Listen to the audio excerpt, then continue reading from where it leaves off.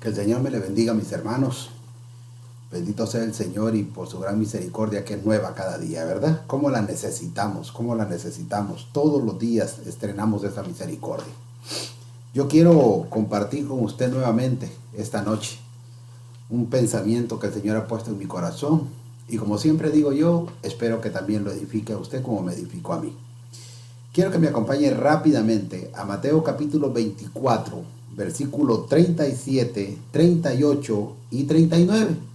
Fíjese que yo voy a usar la versión Jerusalén 1976, por la manera en que se narra. Mire cómo dice, lo leemos en el nombre del Padre, del Hijo y del Dios Espíritu Santo. Dice, como en los días de Noé, así será la venida del Hijo del Hombre. Porque como en los días que precedieron el diluvio, comían, bebían, tomaban mujer o marido, hasta el día en que entró Noé en el arca. Mire lo que dice. Y no se dieron cuenta hasta que vino el diluvio y los arrastró a todos. Así será también la venida del Hijo del Hombre.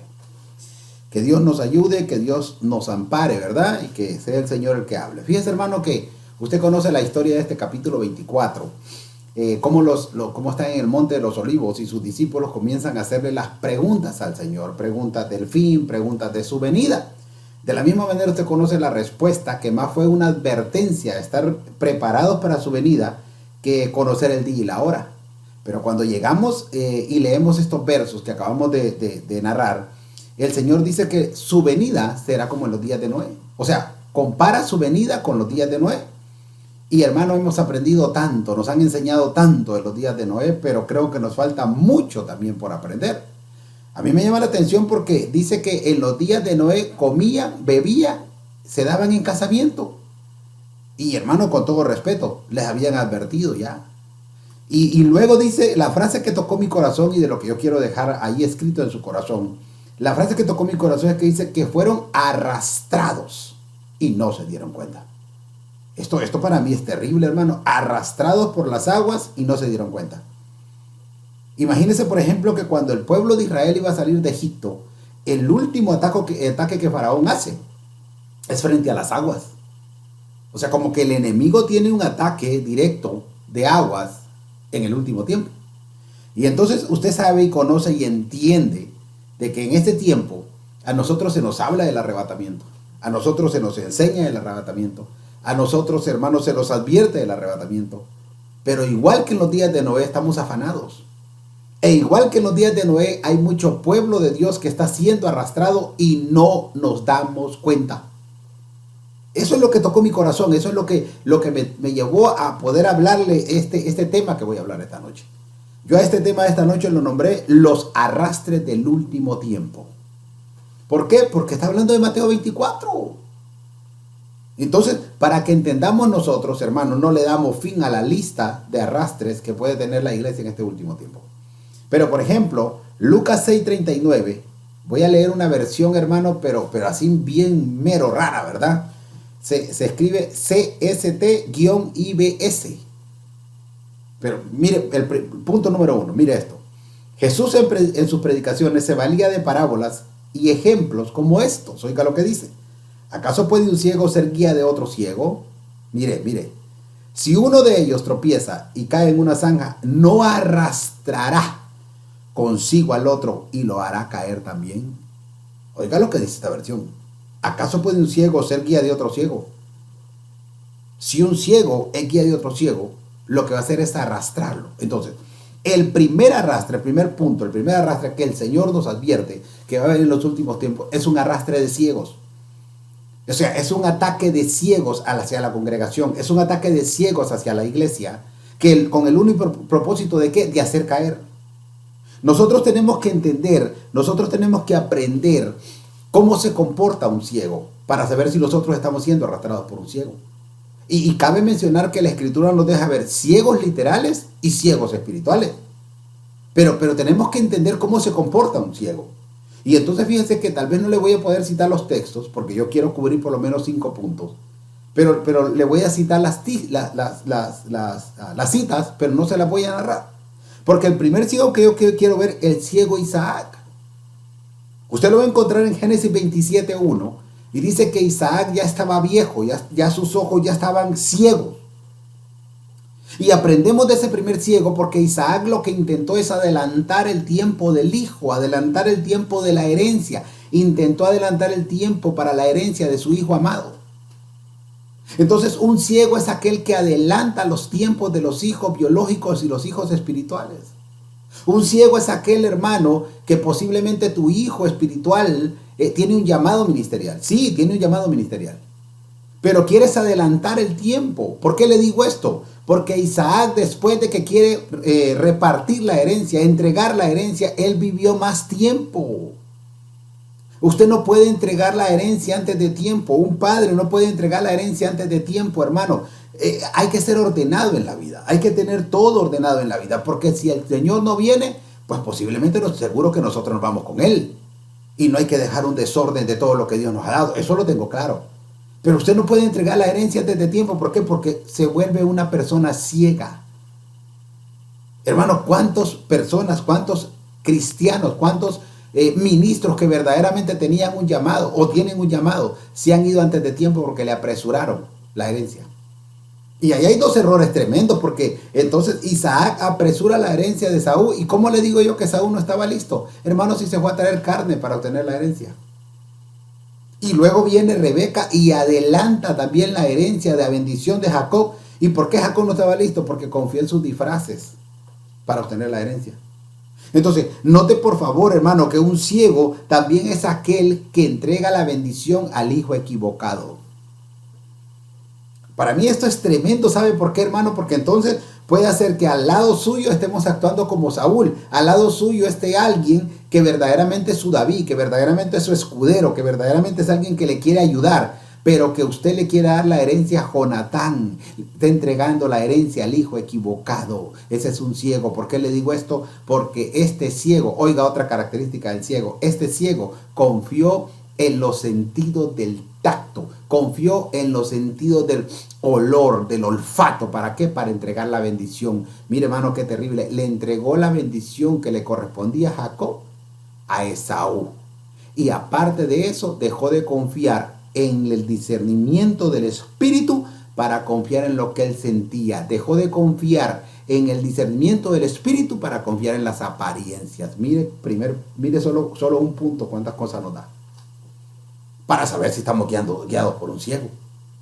Mire el ciego número 2, hermano, porque solo en ese ciego nos quedamos. No, miren el ciego número 2, pero usted lo encuentra en Jueces 16. Y recuerde, ahí está Sansón, el ungido, el que fue escogido, hermano, desde el vientre de su madre, el que tenía una fuerza espectacular, hermano, el que era el látigo de los filisteos. Pero que después de que lo dejan ciego, a Sansón lo que le toca es dar vueltas en el molino. Entonces, ¿cómo sabemos que estamos siendo guiados por un ciego? ¿Sabe qué? Usted comenzó en la iglesia hace unos 20, 30 años y está dando vueltas en el mismo círculo. Un ciego no trae nada nuevo. Un ciego no busca nada nuevo de Dios. Estamos haciendo lo mismo que hemos hecho todos los años. Ese es estar guiado por un ciego, arrastrado por un ciego. Y no me canso de poner el ejemplo de Eliseo, hermano, que es un ejemplo maravilloso. Le digo Eliseo, ¿por qué? Porque Eliseo estaba atrás de los bueyes. Pero cuando Elías le lanza el manto, Eliseo sacrifica a los bueyes, sacrifica al ministro que lo tiene dando vueltas para irse tras un verdadero ministro que tiene una visión hacia dónde va. Hermano, qué terrible esto. Porque cuando yo veo el ciego número 3, y usted lo conoce muy bien, 1 Samuel 4:15, el ciego Elí. Este ciego tiene una cualidad entre todas las características negativas, pero es un ciego junto. Estaba junto al poste, estaba junto al camino. Es un ciego, hermano, perdóneme, que cubre los pecados de los hijos. Es un ciego, hermano, que valora más los frutos que el que le dio los frutos, porque él valoró más sus hijos que al Dios de sus hijos. Al final de todo esto, hermano, Elí se queda sin arca. Entonces, ¿sabe qué? Quiere darse cuenta si un ministro está ciego, ya no tiene presencia de Dios. Ya no tiene presencia de Dios. Definitivamente ya no tiene presencia de Dios. Hermano, Sansón se quedó sin presencia de Dios. Saúl se quedó sin presencia de Dios.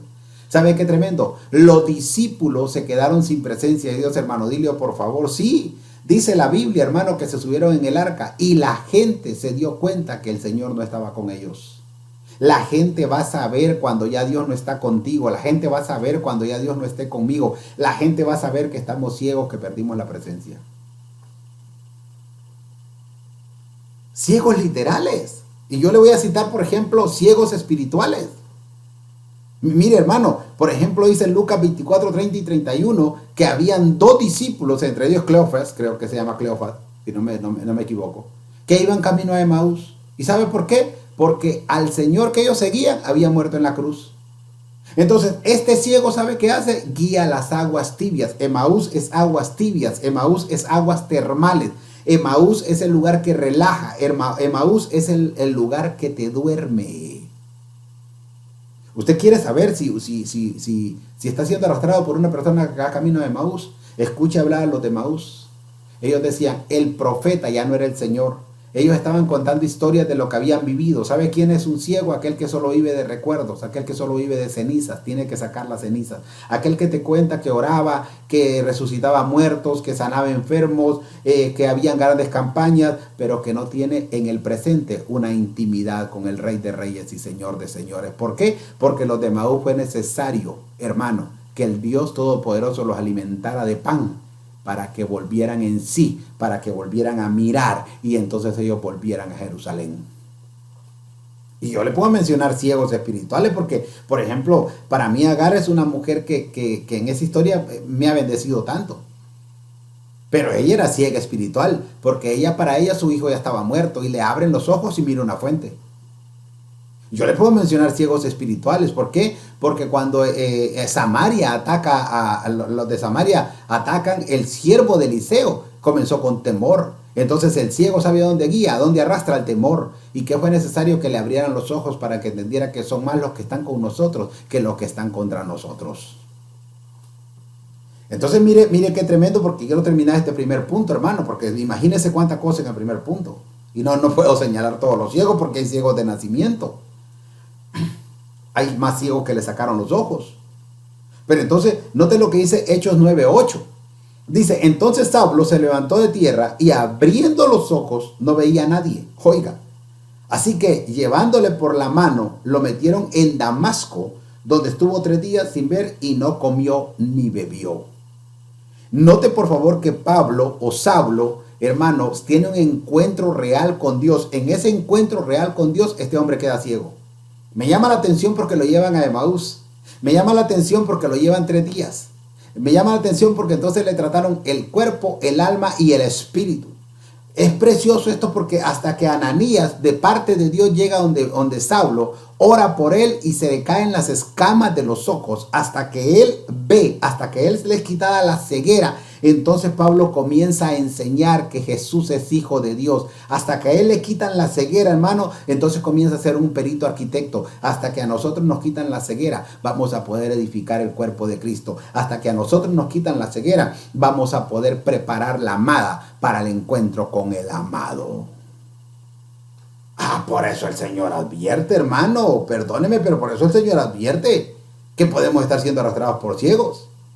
Y como le digo yo siempre, a cada punto le podemos sacar un sinnúmero de explicaciones. Lo que pasa es que quiero cubrir los 5 puntos de los arrastres. Entonces, el primer punto, ¿cuál es? Un ciego nos puede estar arrastrando. Punto número 2. Apocalipsis 12:15. Mire lo que dice. Y la serpiente arrojó de su boca tras la mujer agua como un río, para que fuese arrastrada por el río. Arrastrada por el río. La serpiente es una potestad tan terrible que comienza el ataque en Génesis.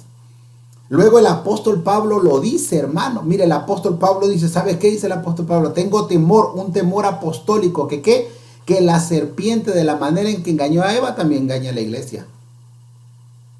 Y luego la encontramos en Apocalipsis. O sea, es una enemiga total de la iglesia. Note por favor que la serpiente, hermano, de este arrastre podemos aprender sin número de cosas. ¿Por qué? Porque la serpiente es enemiga del matrimonio. Y no de cualquier matrimonio, del matrimonio con deleite. La serpiente es enemiga del fuego. ¿Por qué? Porque cuando vino el apóstol Pablo a querer llevar leña para el fuego, lo mordió. Hermano, ¿cuántas cosas podemos hablar de la serpiente, hermano? Pero yo me quiero enfocar en un ataque que me llamó la atención. Mire, Génesis 3:15. Génesis 3:15, textos que usted conoce muy bien. Dice, pondré enemistad entre ti y la mujer, entre tu simiente y la simiente suya. Esta te herirá la cabeza y tú le herirás el calcañal. Entonces, perdóneme hermano, pero aquí la serpiente viene de la maldición. Le dicen que se va a arrastrar y como se va a arrastrar, ella quiere arrastrar. Y le dicen que se va a alimentar de polvo y nosotros fuimos hechos del polvo. O sea, es una enemiga completamente.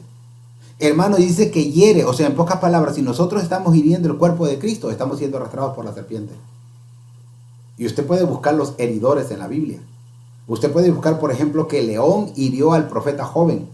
Usted puede buscar que Satanás hirió a Job. Usted puede buscar que los guardias hirieron a la amada en Cantar de Cantares 5:7. Dice que iba en busca del amado y los guardias, los malos guardas, en vez de, al contrario, de ayudarla a buscar el amado, la hirieron. Pero tremendo esto todavía, hermano, porque mire, lo tremendo de esto es que lo que ella hiere es el talón, lo que ella hiere es el calcañal. Nosotros tenemos que entender entonces, ¿sabe qué? Que la herida en el calcañal, que el ataque en el calcañal es una enemistad. Y nosotros tenemos que entender entonces si nosotros estamos hiriendo o tomando el calcañal de nuestro hermano para saber si estamos siendo arrastrados por la serpiente. Porque ahí es donde ella muerde. Ahí es donde ella arrastra. Entonces mire qué tremendo esto. Génesis 25:26. Estamos en el punto número 2. Y dice, después salió su hermano, trabado su mano al calcañal de Esaú. Me quedo hasta ahí para que avancemos. Entonces, perdóneme, pero entonces Jacob provocó una herida en el calcañal de su hermano. Jacob lo arrastraron. Jacob usurpó el lugar de su hermano. Mire, Jacob usurpó el lugar de su hermano ¿cómo se llama? En la primogenitura. Jacob usurpó el lugar de su hermano en la bendición de su papá. Jacob usurpó el lugar de su hermano en su vestimenta. Usó la vestimenta. En pocas palabras, si nosotros estamos usurpando el lugar de un hermano con una mentira, haciéndolo quedar mal con el pastor, hermano, mal informando, levantando mentira, nosotros estamos siendo arrastrados por la serpiente. Cuando nosotros llegamos a una iglesia y queremos obtener posición o privilegio usando nuestros labios, hermano, nuestra lengua, de una manera mal usada, nosotros estamos siendo arrastrados por la serpiente. Ay, hermano, es que fíjate que el hermano Dilio dijo que tal y tal cosa. Hermano, fíjate que el hermano Dilio dijo que, hermano, perdóneme, gente que está siendo arrastrada por la serpiente y que está hiriendo el calcañal. Mire el ataque número 2 al calcañal. Del segundo punto, claro está. Génesis 49:17 dice, será Dan serpiente junto al camino, víbora junto a la senda, que muerde los talones del caballo y hace caer hacia atrás al jinete. Entonces, otro ataque de la serpiente, ¿sabe cuál es? Es hacer caer, es servir de tropiezo.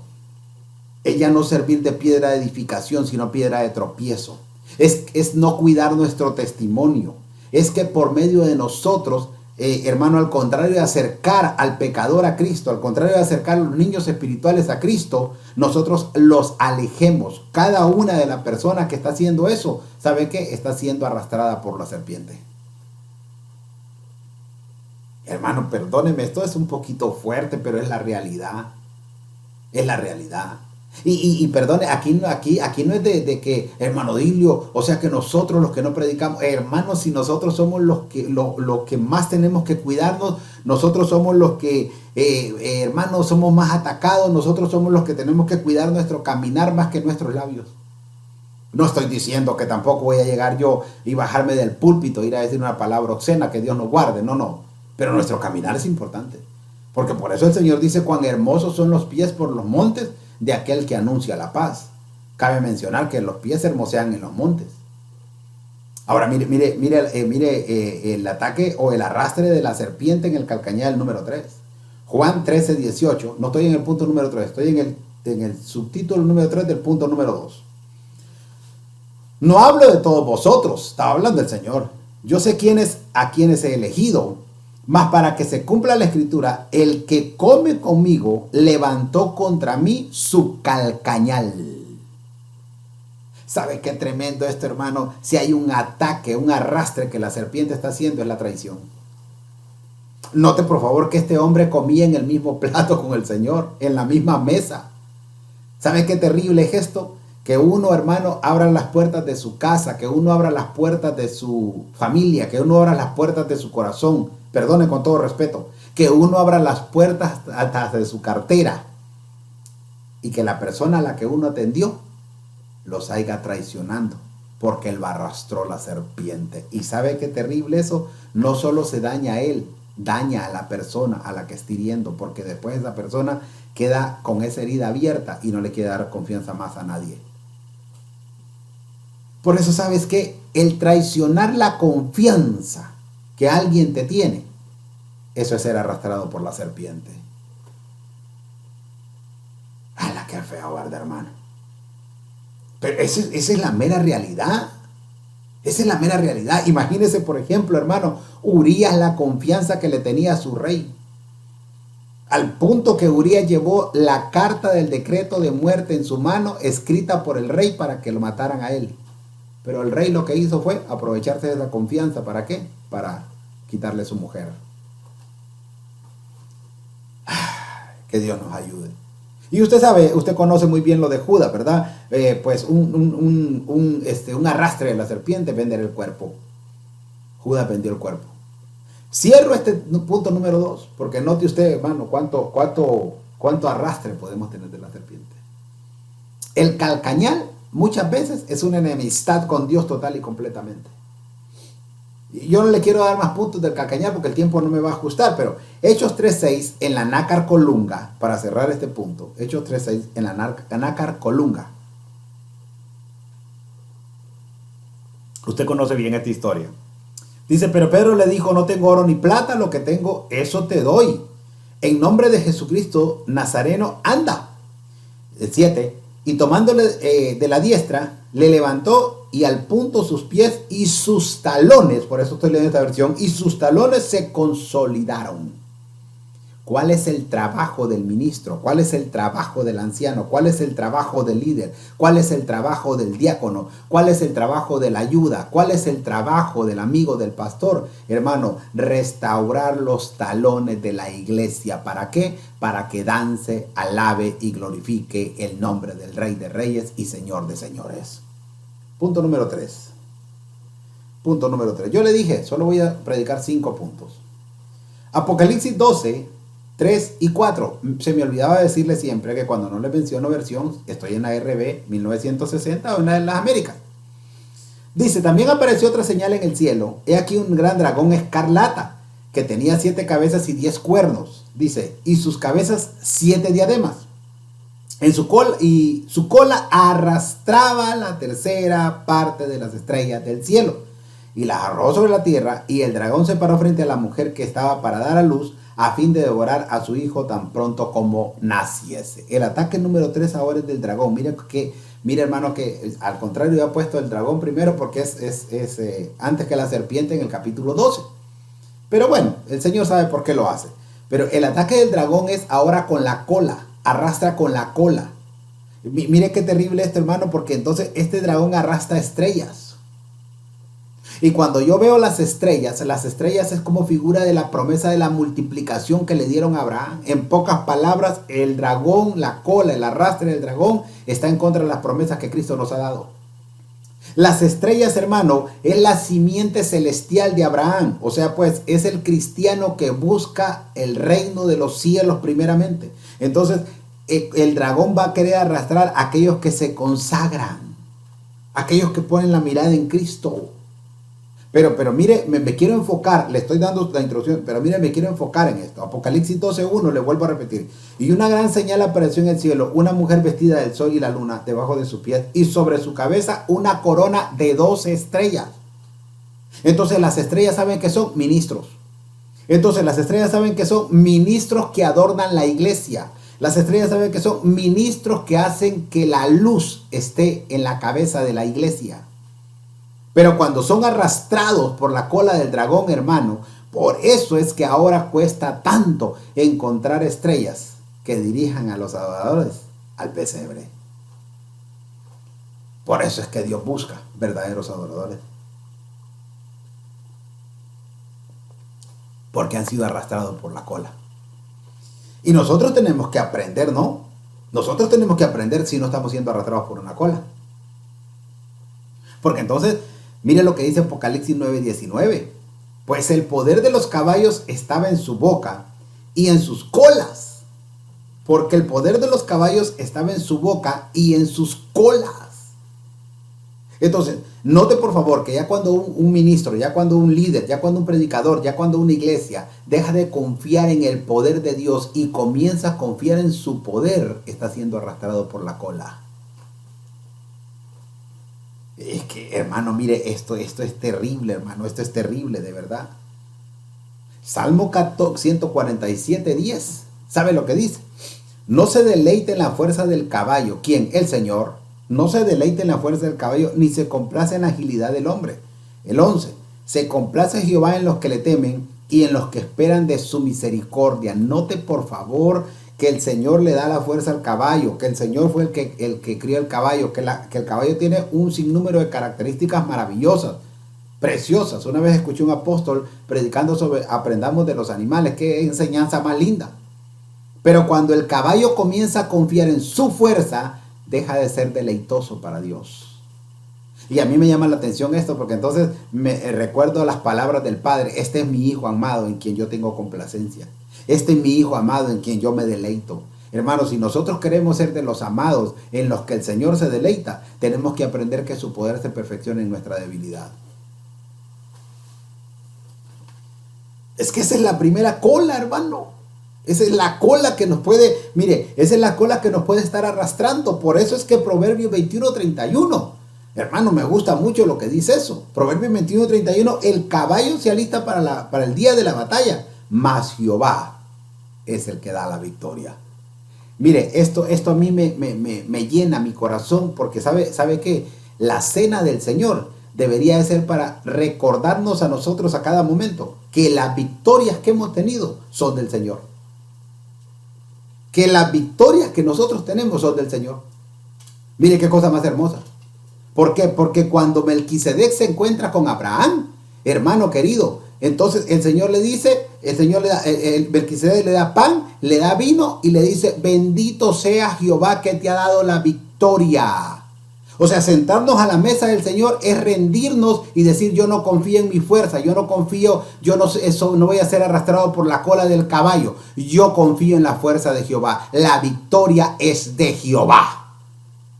Mire qué hermoso, hermano. Qué hermoso, pero qué precioso, hermano. Mire, quiero que veamos otra cola que es tremenda, hermano. Proverbios 26:17 dice, tan peligroso resulta meterse en pleitos ajenos como querer agarrar la cola de un perro bravo. Entonces la cola número 2, aparte de la del dragón, es la cola del perro. El perro tiene cualidades muy terribles, hermano. Por ejemplo, el menú del perro es inmundo totalmente. Al punto que Mateo 7:6 dice, no deis lo santo a los perros. Mire, el ser arrastrado por la cola de un perro. Imagínese un cristiano, hermano, que está luchando con un pecado, ora, clama, ayuna, hermano, llora si usted quiere, y a la hora llegada este varón sale de ese pecado, pero al tiempo vuelve a ser vencido por ese pecado. Entonces, ¿sabe qué, mi hermano? Está siendo arrastrado por la cola del perro. Y hermano, ¿a quién no le ha pasado esto? A usted no, a mí sí me ha pasado. Cuando ya creo que he vencido algo y de repente vuelvo a lo mismo. Cuando ya creo que he salido de algo y de repente vuelvo a lo mismo. Y hermano, mire, esto es precioso porque Apocalipsis 22:15 dice, mas los perros estarán fuera y los hechiceros, los fornicarios, los homicidas, los idólatras y todo aquel que ama y hace mentira. ¿Sabe qué me llamó la atención de esto? Mire el grupo con el que compara a los perros. Mas los perros quedarán fuera. Dice, y los hechiceros, o sea, los perros y los hechiceros en el mismo grupo, los fornicarios en el mismo grupo, los homicidas en el mismo grupo, los idólatras en el mismo grupo, pero por favor escuche, y todos los que hacen mentira en el mismo grupo. Eso sería otra enseñanza. Dice, y me gusta porque dice, todo aquel que ama y hace mentira. Por eso es que Ananías y Zafira terminaron muertos, hermano.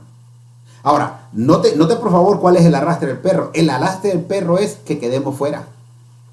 El arrastre del perro es que no formemos parte de los que lavan las ropas. El arrastre del perro es que quedemos fuera de la ciudad. Ahora yo entiendo, hermano, por qué los perros solo lamen las llagas, pero no curan la enfermedad. Podemos estar siendo arrastrados por la cola del perro. Y entonces, hermano, Job 40:17, que es otra cola que puede estar arrastrando el pueblo de Dios. Job 40:17, estoy todavía en el punto número 3 si no me equivoco. Dice, su cola mueve como un cedro y los nervios de sus muslos están entretejidos. Esta es la cola de Leviatán. Un animal que se describe en la escritura como un animal fuerte, pero fuerte. Hermano, un animal que cuando usted lee Job 41:15, dice que sus fuertes escamas son su orgullo y dice que no permite que una lanza entre. ¿Sabe quiénes estamos siendo arrastrados por la cola de Leviatán? Aquellos que creemos que solo lo que nosotros decimos es verdad. Aquellos que creemos que nadie puede entrar, que solo nosotros tenemos la razón. Aquellos que nos llenamos de orgullo, estamos siendo arrastrados por la cola de Leviatán. Aquellos que no nos dejamos enseñar, aquellos que creemos que no nos equivocamos, aquellos que no nos dejamos corregir, estamos siendo arrastrados por la cola de Leviatán. Que Dios nos guarde, hermano, porque la Biblia dice que Dios ve de lejos al altivo, pero usted y yo estamos de cerca de Dios.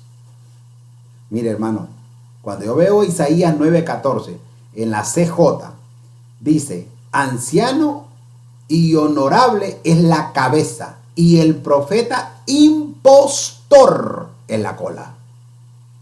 Anciano y honorable en la cabeza y el profeta impostor en la cola. Le pregunto yo, ¿necesitará un poco de explicación esto? ¿O cuánto pueblo de Dios está siendo atacado por esta cola? Imagínense personas que llegan a las congregaciones, hermano, y lo peor del caso, mire, los invitan a predicar, hermano querido, los atienden como rey, le dan su ofrenda y llegan estos señores y de repente solo llegan a decirle a uno de los miembros que están ahí, que por cierto está a punto ya de irse porque cree que él está preparado para ser pastor, y llega uno de estos personajes y aquí te dice el Señor, tú eres pastor. Destruyó el corazón de esa persona. ¿Y sabe qué? Destruyó el corazón del pastor, porque posiblemente, no posiblemente, es seguro, el que es pastor ama a la oveja. Pero el pastor de ese lugar es el que conoce la oveja. Y el pastor de ese lugar sabe si está preparada esa oveja. Pero llega alguien impostor a decirle que ya está preparado. Esa persona sale, se va, divide, hermano, forma una congregación, sufre, llora, no regresa porque tiene orgullo. Hermano, pero dentro de todo sabemos que le fue muy mal. ¿Por qué? Porque fue arrastrado por la cola. ¿De qué? De un profeta impostor. Personas, hermano, que se casan por una palabra profética. Personas, hermano, que toman decisiones por una palabra profética y que es de un profeta impostor, son arrastrados por las colas. Ah, qué terrible esto, hermano, pero qué terrible. Es un tema bastante fuerte, de verdad. Cierro este punto. Lucas 10:19. Y aquí os doy potestad de hollar serpientes y escorpiones y sobre toda fuerza del enemigo y nada os dañará. ¿Qué le quiero decir con esto? La serpiente tiene cola. ¿Qué le quiero decir con esto? El escorpión tiene cola. Le digo claro, el Señor nos dio potestad sobre esas colas. Si te has sentido arrastrado por una de las colas que vamos mencionando ahorita, ¿sabes qué? Dios Todopoderoso te dio autoridad para salir de ese arrastre. Siguiente punto. Efesios 4:14. Voy a leer la Biblia Dios habla hoy, 1996. Esa es la versión que voy a leer. Ya no seremos como niños que cambian fácilmente de parecer y que son arrastrados por el viento de cualquier nueva enseñanza hasta dejarse engañar por gente astuta que anda por caminos equivocados. Note por favor este punto. Entonces, arrastrado por los vientos. Cuando nosotros hablamos de arrastrado por los vientos, hermano, podemos señalar un sinnúmero de enseñanzas. Por ejemplo, el viento fue el que le quitó el trigo a la espiga. El viento fue el que trajo la langosta. El viento fue el que destruyó la casa de los hijos de Job. El viento es el que ataca la casa que está cimentada en la roca y que también está cimentada en la arena. Hermano, ¿y cuántos vientos podemos hablar? Pero fíjese que cuando yo estoy leyendo detenidamente el contexto de este texto, para que no sea pretexto, me llama la atención que el Señor está constituyendo los 5 ministerios. Y usted conoce la tarea de cada uno de los ministerios, las tareas que están ahí escritas en esos versos, porque son aproximadamente, creo que 7 tareas, para llevarlos al conocimiento, para llevarlos a la estatura del varón perfecto. Pero el punto de todo esto es ¿para qué? Para que no sean arrastrados. Entonces me doy cuenta que lo que aquí hay es una guerra de vientos. ¿Por qué yo le digo una guerra de vientos? Porque entonces Dios constituye a los 5 ministerios ¿para qué? Para que prepare el cuerpo de Cristo. ¿Con qué? Con palabra. ¿Con qué? Con viento que sale de la boca. Oiga, qué terrible esto, hermano. Pero pero cuando usted lee, note por favor, dice que cambian fácilmente de parecer y que son arrastrados por el viento de cualquier nueva enseñanza. Entonces, ¿por qué le digo que es una guerra de vientos? Porque entonces los ministros constituidos por Dios enseñan con la boca ¿el qué? Palabra de Dios. Pero el falso ministro enseña con la boca ¿el qué? El arrastrar por enseñanza. Es una guerra de vientos. Y hermano querido, perdóneme, yo no voy a hablar de todos los 5 ministerios, porque entonces quiere decir que hay 5 ministerios que son falsos. Si hay 5 ministerios que son de Dios. Y yo no voy a hablar de los 5 ministerios, pero voy a señalar algunos para saber por qué nosotros podemos ser arrastrados. Cuando yo veo, por ejemplo, 1 Timoteo 4:1 en la BLPH, dice, el Espíritu proclama que en los últimos tiempos, el Espíritu proclama, el Espíritu, no yo, el Espíritu, no mi pastor, el Espíritu, proclama que en los últimos tiempos algunos desertarán de la ley y prestarán oídos a falsos maestros y a enseñanzas demoníacas. Entonces quiere decir que van a haber oídos que van a ser arrastrados. ¿Por qué? Por vientos de qué? De la boca de quién? De falsos maestros. Hermano, mira, hay una versión tan terrible que yo creo que es la BLA. Dice, van a tener el oído, la oreja podrida de gangrena por escuchar falsas enseñanzas. Ahora, entonces me quedo con el maestro. Claro, voy a señalar otros más, pero va a ser bien poco. Pero entonces me quedo con el viento de la boca del maestro. Pero entonces, ¿cómo yo sé que estoy siendo arrastrado con un falso maestro? Tengo que ver las características de un falso maestro. Claro, yo tendría que citar el libro de Judas porque hay 7 características de un falso maestro solo en el libro de Judas. Pero miren, voy a leer 2 de Pedro 2:17 en la BLS. Escuche bien, hay 7 características de un falso maestro solo en el libro de Judas. Pero me voy a quedar acá. Dice, esos son falsos maestros, son como pozos secos sin agua. Son como nubes llevadas por fuertes vientos, pero Dios los castigará y los echará para siempre a lo más profundo de la oscuridad. ¿Qué son los maestros? Primero, son personas que le falta el agua. Son personas que le falta la sana doctrina. Son personas que le falta la palabra. Son personas que también son arrastrados y por ende arrastran. Note que son como nubes, pero me gustó más que son pozos secos. Pozos secos. Y cuando yo veo lo de pozos secos, rápidamente viene a mi mente José. Porque José era un hombre de sueños, José era un hombre de revelación, José le revelaron su futuro. Pero lo que hicieron con José es meterlo a un pozo seco. En pocas palabras, si tú tienes sueños, si tú tienes futuro, si tú tienes dones, si tú eres alguien diferente en la iglesia, tú eres alguien que Dios usa en la iglesia, pero te aíslan, entonces estás siendo arrastrado por un falso maestro. Porque cuando Jeremías, hermano, comenzó a profetizar y comenzó a decir la verdad, ¿sabe qué? Fue metido en un pozo, en una cisterna, sin agua. Sin agua. Esto es tremendo, hermano, porque nosotros tenemos que aprender a discernir. Mire, porque tampoco es que usted va a comenzar a predicar un día y que ya usted es pastor y que ya usted es maestro. Y que no, porque también todo es un equilibrio. Pero tampoco que te aíslen. No puede ser eso. Qué lindo sería, hermano. Nosotros, por lo menos aquí, mi pastor nos permite predicar, nos permite enseñar. Yo estoy a cargo de los equipos apostólicos que son los futuros ministros de la visión. Esto es maravilloso, pero a todos nos tratarán así en todas las iglesias.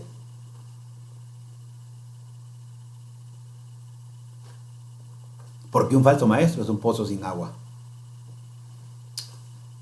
Qué terrible, hermano. Ahora mire lo que dice Hechos 20:29. Voy a leer la NTV.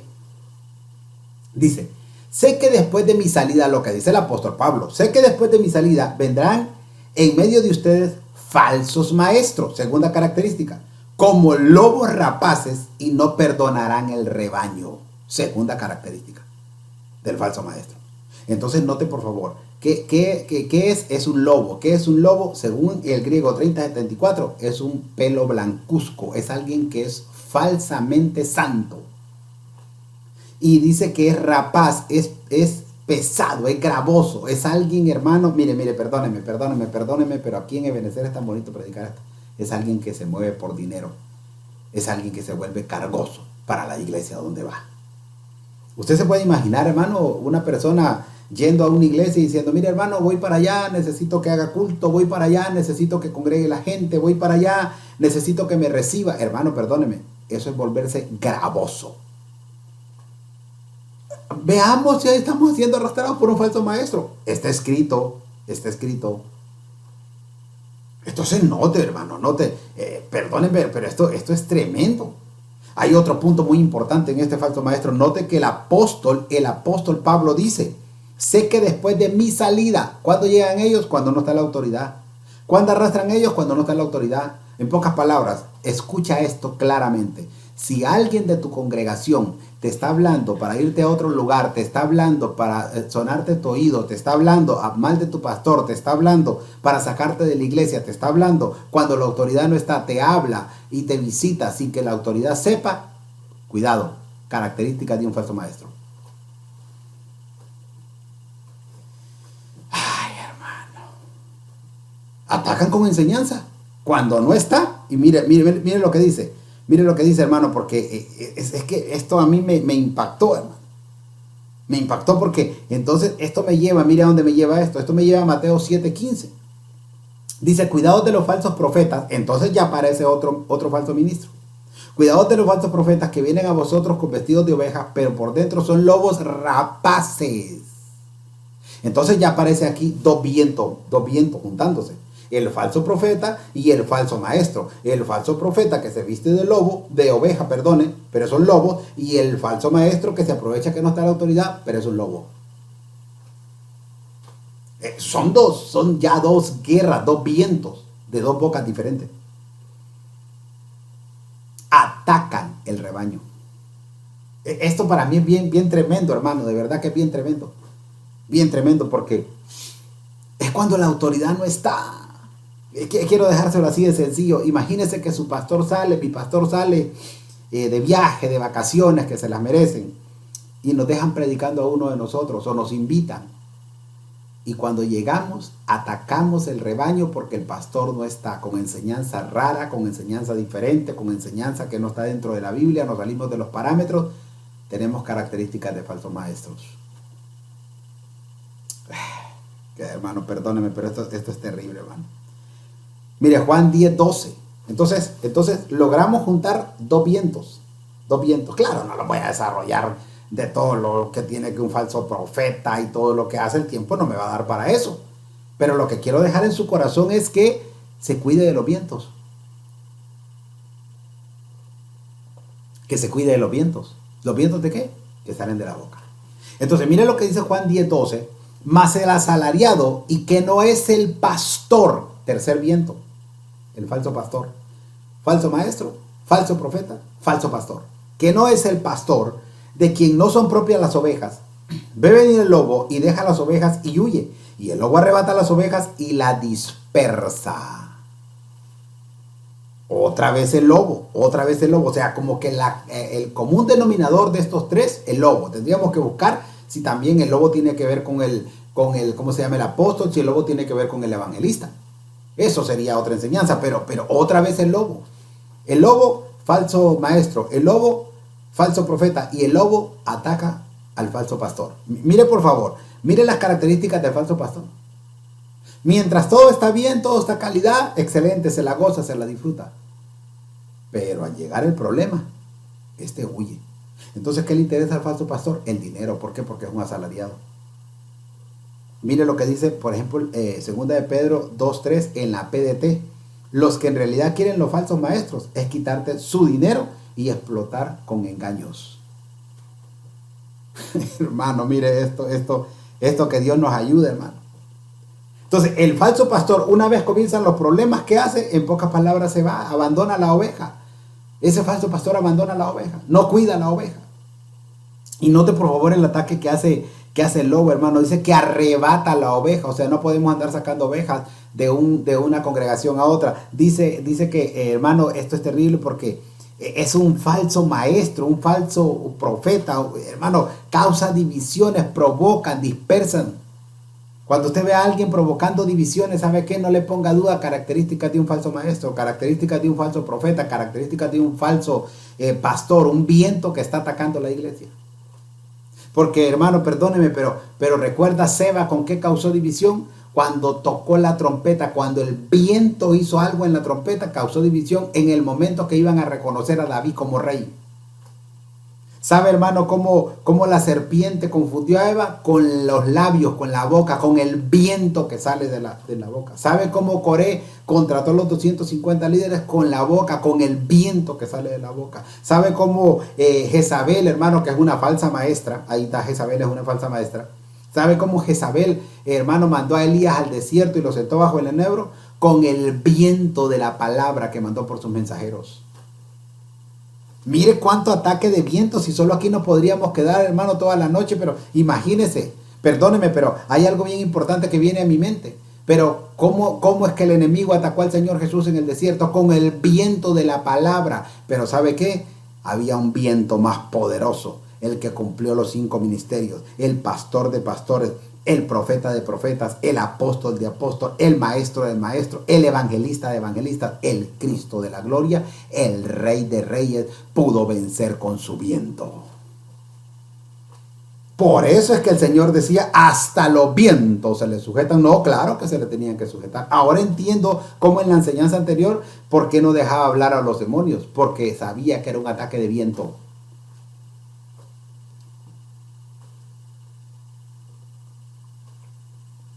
Hermano, esto está tremendo. Segunda de Juan 1:7 en la PDT dice: en el mundo hay muchos engañadores que no creen que Jesucristo vino como ser humano. Quien enseñe eso es un falso maestro y enemigo de Cristo. ¿Qué es lo que no creen los falsos maestros? Perdónenme, no creen que Él es 100% hombre y 100% Dios. ¿Saben qué niegan ellos? La deidad del Hijo. Ese es un falso maestro. Ese es un falso maestro. Y termino este punto. Mire lo que dice. Segunda de Timoteo 3:13 en la Castilla. Así se menciona esta versión. Sin embargo, será a los malhechores y a los falsos maestros a quienes en realidad les irá peor de día en día. Ellos seguirán engañando a muchos, pero también ellos, a su vez, resultarán engañados. Al final, van a ser engañados. Pero ¿qué también dice el verso? ¿Qué también nos advierte el verso? Que pueden engañarnos a muchos, que podemos ser muchos arrastrados. ¿Cuál es el punto de toda esta enseñanza, hermano? Advertencia. ¿Cuál es el punto de toda esta enseñanza, hermano? Que estemos preparados. Punto número 5, si no me equivoco. Primera de Timoteo 6:9. Voy a leer la Torres Amat. Siempre le digo yo que me recuerdo de mi amigo el pastor Alvin Pérez que me molesta con esto, como jampedrano que somos nosotros. Yo decía la Torre Hamat, así rapidito, y entonces él me molesta mucho, ¿verdad? Pero bueno, él sabe que lo quiero mucho también. Mire lo que dice: porque raíz de todos los males es la avaricia, de la cual arrastrados algunos se desviaron de la fe y se sujetaron ellos mismos a muchas penas y aflicciones. ¿Cuál es el punto de aquí? La avaricia. Arrastrados, ¿por qué? Por la avaricia. Hermano, este punto es súper difícil desarrollarlo. Recuerde que lo que nosotros estamos haciendo es formando futuros ministros. O sea, hay cositas que usted va a escuchar bien confrontativas porque estamos formando futuros ministros. Entonces, perdónenme, pero aquí está escrito, arrastrados por la avaricia. Y yo voy a citar solo un texto bíblico en diferentes versiones para que usted me entienda, porque si nos ponemos a hablar de la avaricia, hermano, Dios nos va a dar un montón de cosas. Segunda de Corintios 2:17 en la versión Oso. Segunda de Corintios 2:17 en la versión El Oso dice: porque no somos como muchos mercaderes falsos de la palabra de Dios. ¡Hala, hermano! Hermano Dilio no hable de eso. Si yo no quisiera hablar de esto, pero está escrito. Porque no somos como muchos mercaderes falsos de la palabra de Dios. Eso lo dice el apóstol Pablo, es una advertencia apostólica. Cuando se me viene a mi mente, hermano, los mercaderes, los que fueron arrastrados por la avaricia, me recuerdo que los mercaderes son los que compraron a José y lo vendieron en Egipto. Me recuerdo en Segunda de Reyes 10:28, usted lee la Biblia al día y dice que los mercaderes eran los que iban a comprar los caballos de Salomón a Egipto. Tienen una relación con Egipto. Sus negocios están con Egipto. Todo es, recuerde que enseñamos sobre los 10 faraones en su momento, pero tienen una relación con el mundo. Y estos mercaderes que compraban, hermano, caballos en Egipto son personas que van en contra de la palabra, porque aprendíamos hace tiempo, hace algunos días, que la ley dice en Deuteronomio que el que iba a ser rey tenía que tener copia de la ley, y que uno de los requisitos es que no hiciera volver a la gente a comprar caballos a Egipto. Pero son mercaderes. Cuando veo la BLA en el mismo verso que le estoy citando, dice, se encuentran con facilidad vendedores de la palabra de Dios. Ay, hermano querido. Y la Biblia nos enseña 7 malos vendedores y 7 buenos vendedores. Por ejemplo, hermano, Esaú vendió la primogenitura. Los hermanos de José vendieron a José. Judas vendió el cuerpo de Cristo. Esos son malos vendedores. No los voy a mencionar todos. Pero ¿sabe qué otra cosa? Vender, eso de vendedores es señal del fin. Porque dice que en Lucas 17:28, en los días de Lot, recuerde que hablamos de los días de Noé, ahora venimos a los días de Lot. Y eso es lo que el Señor compara. Dice que vendían, compraban, vendían y compraban. Entonces, lo tremendo de esto es que venden la palabra. Y Proverbios 23:23 dice, compra la verdad y no la vendas. O sea, comprar en el reino de los cielos es sin dinero, pero es tan valioso que le comienzan a poner precio y por eso la comienzan a vender y nos volvemos mercaderes de la palabra. Mire, algo que me llama la atención es que cuando están las 10 vírgenes, hay 5 insensatas y las sensatas les dice, vayan donde venden aceite, ya están vendiendo la unción. Hay muchos lugares donde ya venden la unción. Mercaderes. La avaricia los arrastró. ¿A qué nivel tenemos que llegar nosotros, hermanos? Al nivel de Pedro. ¿Cuál fue el nivel de Pedro? Cuando Simón el mago le dijo, te doy dinero y me vendes el don, lo reprendió. Perdónenme, parafraseando, yo no soy mercader del evangelio. Mire Juan 2:14, hermano, Juan 2:14. Y halló en el templo a los que vendían bueyes, ovejas, palomas y a los cambistas ahí sentados, acomodados, tranquilos, no hay ningún problema, ahí estaban. Y haciendo un azote de cuerdas, echó fuera del templo a todos y a las ovejas y a los bueyes y esparció las monedas de los cambistas y volcó las mesas. En pocas palabras, en una congregación que hay vendedores, en una congregación que hay mercaderes, en una congregación que hay gente metida que no es de parte de Dios, es porque el Señor aún todavía no ha llegado. Cuando el Señor llegó al templo, hubo un cambio tremendo. Cuando el Señor llega a mi templo, cuando el Señor llega a tu templo, porque somos templo y morada del Espíritu Santo, tiene que verse el cambio radical. Cuando el Señor visita su templo, cuando la presencia de Dios no falta en el templo, los vendedores van a ser echados fuera. ¿Sabe cómo le llamo a los vendedores yo? Los estorbos del templo. ¿Por qué, hermano Dili? ¿Por qué es tan grosero? No, yo no soy grosero. La Biblia lo dice porque, mire, hermano, después, cuando usted lee el contexto, después de que el Señor saca a los vendedores, les recordó la palabra, porque entonces dice que recordaron, que decía, el celo por la casa me consume. Pero cuando usted lee en Mateo 21:14, dice que después de echar los vendedores, sanó ciegos y cojos, o sea, la unción ya no se vendía. Pero cuando usted lee Marcos 11:17, dice que después de que los vendedores los sacó, les enseñaba. Entonces quiere decir que ya no se vendía la palabra. Cuando se sacan los vendedores es cuando se enseña, cuando se sana y cuando se recuerda lo que Dios quiere que se recuerde. Qué cosa más hermosa, hermano. Qué cosa más hermosa. Mire, 2 Corintios 2:17 en la Jerusalén. La Biblia de Jerusalén dice, ciertamente no somos nosotros como la mayoría que negocian, que van a negociar con la palabra. El mismo verso, que van a negociar con la palabra. Cuando veo esta versión, hermano, rápidamente viene a mi mente, y yo sé que a la suya también, cuando el Señor les dijo, en los negocios de mi Padre me es necesario estar. O sea, el evangelio es un negocio, pero es un negocio del Padre. El problema es que cuando ya somos arrastrados por la avaricia, lo volvemos un negocio nuestro. Hermano, perdóneme. Y hermano, mire, esto arrastra lo que usted no se imagina. Porque cuando yo leo Mateo 22:4, dice la Biblia, volvió a enviar otro siervo diciendo, decid a los convidados, he aquí, he preparado mi comida, mis toros y animales engordados han sido muertos. Y todo está dispuesto, venid a las bodas. Al hermano. 5. Mas ellos sin hacer caso se fueron a una labranza y otro a su negocio. Entonces cuando nosotros negociamos con esto, hermano, ya no nos gusta que nos hablen de arrebatamiento, ya no nos gusta que nos hablen de las bodas del Cordero. ¿Por qué? Porque los negocios están muy buenos en la tierra. Ya no enseñamos de las bodas del Cordero, ya no enseñamos de arrebatamiento. ¿Por qué? Porque los negocios están mejores en la tierra. Esa palabra negocio es traficar, hermano, y cuando usted lee la Biblia al día, ese mismo texto dice, son unos que trafican con la palabra. Es que esto es terrible, hermano. Entonces los interesa, mire, lo que a ellos nos estaban invitando a qué, a las bodas.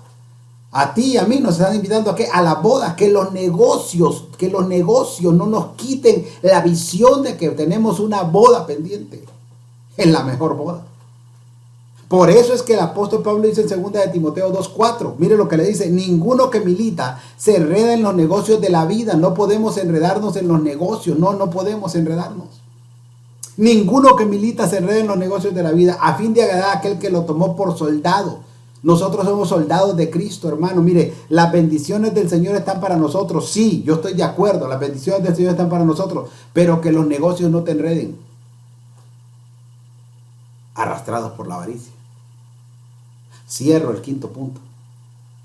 1 Pedro 5:2 dice, pastoread el rebaño de Dios entre vosotros, velando por él, no por obligación, sino voluntariamente, como quiere Dios, no por la avaricia del dinero, sino con sincero deseo. O sea, en pocas palabras, obrero de Dios, si lo que estás esperando es un llamado de parte de Dios, no vayamos pensando en la avaricia del dinero, vayamos pensando en servirle al Rey de Reyes y Señor de Señores. Y cierro con el último texto. Apocalipsis 12:5. Y ella dio a luz un hijo varón, que regirá con vara de hierro a todas las naciones. Y su hijo fue arrebatado para Dios y para su trono. Este capítulo 2, hermano, es tremendo porque el dragón se levanta como enemigo de la mujer. Y lo primero que hace es arrastrar a los ministros. ¿Por qué? Porque los ministros son los que la preparan para la boda. Pero después se para frente a la mujer para devorar su fruto. Y nosotros por los frutos los conoceréis. Pero luego se manifiesta como serpiente y saca de su boca un río. ¿Para qué? Para arrastrar a la mujer nuevamente. Pero Dios tiene un plan para ti y para mí. Arrastrarnos con lazos de amor hacia Él. En el nombre de Jesús. Yo quiero tal vez solo recordarte las conclusiones, porque ha sido una enseñanza. ¿Cómo iniciamos el tema? ¿Recuerdas? Con las palabras del Señor Jesús. ¿En respuesta a qué? A las preguntas de sus discípulos. Pero ¿sabe qué me llamó la atención? Que fue más advertencia de preparación que conocer el día y la hora. Y aprendimos que compara su venida con los días de Noé. Y aprendimos que en los días de Noé lo que pasó en esa versión que leímos, en la Jerusalén 1976, es que fue arrastrada mucha gente y no se dieron cuenta. Y que en estos últimos tiempos muchos podemos ser arrastrados. Y que el Dios Espíritu Santo mantenga el fuego de Dios vivo y los ojos abiertos y los oídos circuncidados para no ser arrastrados. ¿Arrastrados por qué? Por los ciegos. Arrastrados por los ciegos que lo único que provocan es caída. Arrastrados por los ciegos que quieren adelantar el tiempo. Arrastrados por los ciegos que pierden la presencia. Arrastrados por los ciegos que enfrían. Dios haga tener un encuentro con Él como lo tuvo el apóstol Pablo y nos cambie la visión. Número 2, arrastrados por la serpiente. La potestad que hiere. La potestad que te agarra el talón. La potestad que quiere usurpar tu lugar. La potestad que hace que sirvamos como piedra de tropiezo. La potestad que arrastra a aquellos que traicionan. Número 3, arrastrado por las colas. Las colas de falsos profetas. Las colas del caballo, hermano, que hacen que creamos que la fuerza es nuestra. Mira qué terrible. La cola de Leviatán, que hace que nos pongamos orgullosos. Arrastrados por el viento. Pero un viento que sale de la boca. Permitamos ser formados por los 5 ministerios y que el viento de los 5 ministerios nos forme para no ser arrastrados por el viento de los falsos 5 ministerios. Enseñanzas falsas, arrastrados por la avaricia. Que la palabra que Dios nos da, que demos por gracia, lo que por gracia hemos recibido.